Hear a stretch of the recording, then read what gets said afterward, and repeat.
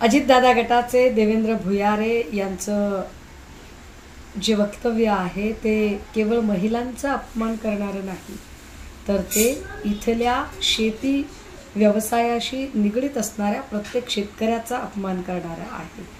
कृषी क्षेत्रासंबंधाने अनास्था निर्माण करणारं आणि त्याच वेळेला कृषी क्षेत्राला वाहून घेणारे जे भूमिपुत्र आहेत त्यांची टिंगल उडवणारं, थट्टा करणारं असं हे वक्तव्य आहे।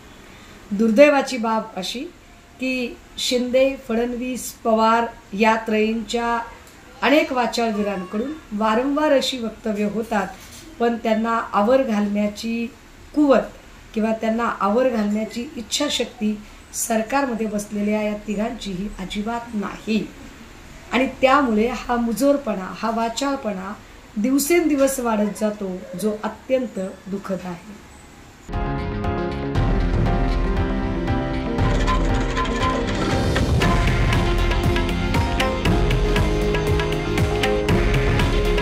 हे आहे देशातील नंबर 1 न्यूज नेटवर्क आणि आपण पाहत आहात TV9 मराठी। काळजी तुमची, हित महाराष्ट्राचं।